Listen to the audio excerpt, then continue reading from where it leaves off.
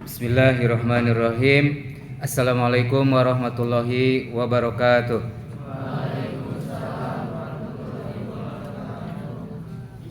Alhamdulillah, alhamdulillahilladzi arsala rasulahu bil huda wa dinil haq liyudhhirahu ala dini kullih walau karihal kafirun. Asyhadu an la ilaha illallah wahdahu la syarikalah wa asyhadu anna Muhammadan abduhu wa rasuluh. Amma ba'du. Yang saya hormati Bapak Kepala Sekolah serta Dewan Guru yang telah hadir di hadapan kita, anak-anakku yang saya banggakan.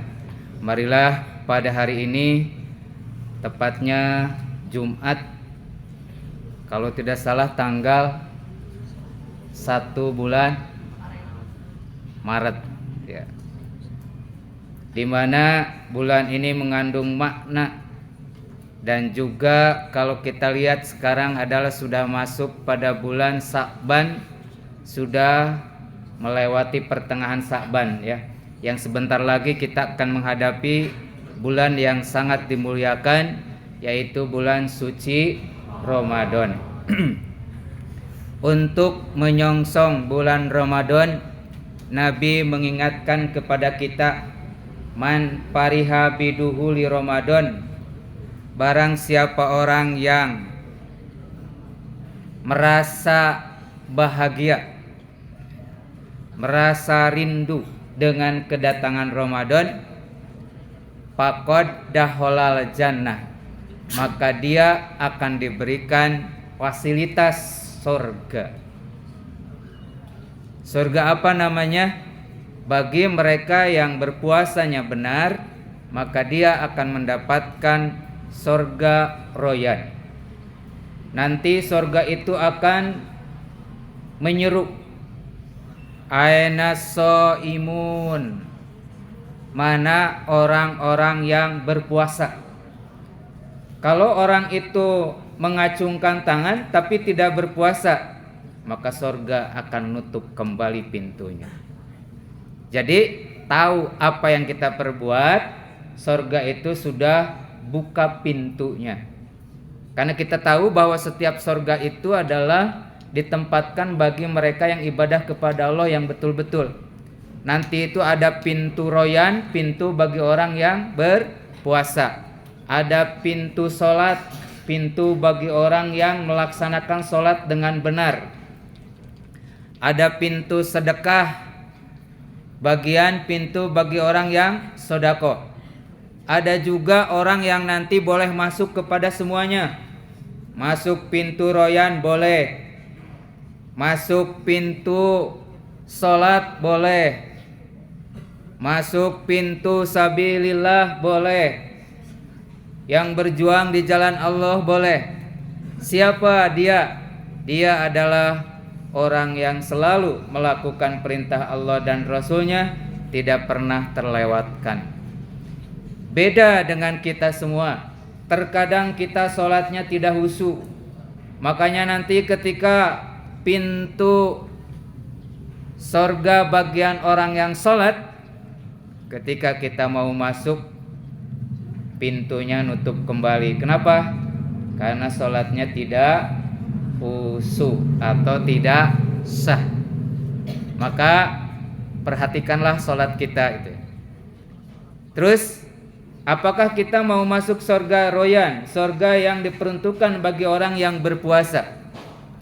Bagaimana dia akan masuk surga royan kalau tidak bisa menahan bibir dari ngobrolkan, mengomong, ya, ngomongken, nyariosken aib orang lain? Seperti pepatah, semut di lautan tampak, gajah di pelupuk mata tidak tampak. Tahu artinya? Tidak apa. Artinya kejelekan orang sedikit tampak kelihatan, tapi kejelekan diri yang banyak di dalam diri kita tidak tahu. Ibnu Umar mengingatkan kepada kita, hasibu anfusakum qabla an tuhasabu. Pandailah kalian menghisab diri, mengevaluasi diri, apakah kita ibadah kepada Allah sudah benar atau belum. Karena kita hidup di dunia ini tiada lain diperintah oleh Allah adalah hanya untuk beribadah. Sebagaimana ayatnya Allah mengingatkan, a'udzubillahi minasyaitonirrajim, wa ma khalaqtul jinna wal insa illa liya'budun. Tidaklah aku ciptakan jin dan manusia kecuali untuk mengabdi kepadaku. Terkadang kita ini manusia banyaknya apa? Banyaknya togow fil bilad. Banyaknya tidak mendengarkan kalam Allah, banyaknya bibir kita bisu tidak membaca ayat Quran. Banyaknya bibir kita ini ngomongin orang lain daripada ngoreksi diri. Padahal kalau kita lihat banyak kekurangan pada diri kita, terutama pada ibadah kepada Allah. Kalau kalian lagi sholat, terkadang hati kita kemana? Kemudian ketika kamu baca Al-Quran, kemana hati kita? Terkadang hati kita ada di pasar, ada sedang bercumbu rayu dengan pacar, padahal kita ini lagi ibadah kepada Allah. Nah itu cobalah kita mengevaluasi diri kita, supaya pada waktu kita beribadah kepada Allah, baik pada waktu sholat, pada waktu kita mendengarkan ceramah, pada waktu kita membaca Al-Quran, kita selalu khusyuk. Karena yang dihadapi oleh kita adalah bukan orang, tetapi yang menciptakan kita adalah Allah Subhanahu wa ta'ala. Kalian yakin enggak bahwa yang mendudukkan kalian itu adalah Allah? Kamu yakin bahwa yang membuka mata kita adalah bisa melihat hanyalah Allah? Kita yakin bahwa yang mendengarkan kita bisa mendengar, telinga kita bisa mendengar karena izin Allah. Tanpa izin Allah kita tidak akan bisa bergerak apapun. Karena itulah kita harus pandai mengevaluasi diri sejauh mana kita ini beribadah kepada Allah Subhanahu wa ta'ala.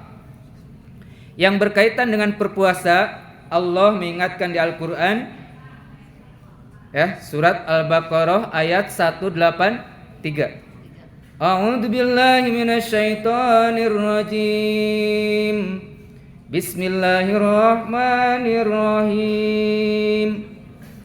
Ya ayyuhalladzina amanu kutiba alaikumus syiyam kama kutiba alal ladzina min qablikum la'allakum tattaqun.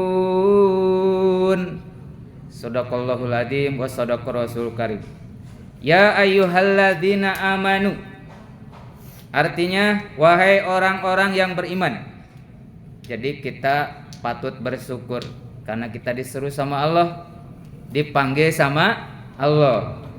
Gak ada dalam Al-Quran ya ayyuhalladzina kafaru, wahai orang-orang yang kufur, sumu, berpuasalah kamu. Tidak, tapi yang dipanggil sama Allah ya ayyuhalladzina amanu, wahai orang-orang yang beriman. Apa yang dipanggilnya? Kutiba alaikumus syiyam, diwajibkan kepadamu berpuasa. Wajib menurut ilmu fikih, wajib itu apa? Ya, harus, tidak boleh, tidak. Al-wajibu huwa yusabu ala fi'lihi wa yu'aqabu ala tarkihi. Yang disebut wajib itu adalah mendapatkan pahala ketika dikerjakan, mendapatkan siksa bila ditinggalkan. Maka kunci berpuasa adalah ada 3. 1, iman. Kedua adalah memiliki kekuatan jasad.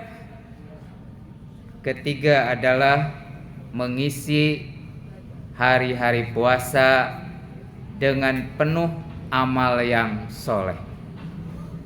Mari kita song-song bulan yang sangat mulia oleh kita semuanya adalah dengan melaksanakan keyakinan bahwa puasa adalah wajib bagi orang yang beriman. Jadi kalau kita tidak berpuasa, notabene-nya imannya masih tanda kutip. Kecuali mereka yang tidak berpuasa itu ditentukan oleh Allah yang memberikan syariatnya. Apa? 1 orang sakit. Kalau kita sakit boleh tidak berpuasa tapi dikodok. Kedua, orang yang lagi head, kadek lalaki ya tepuasa, naha tepuasa keur head. Nusok head masaha?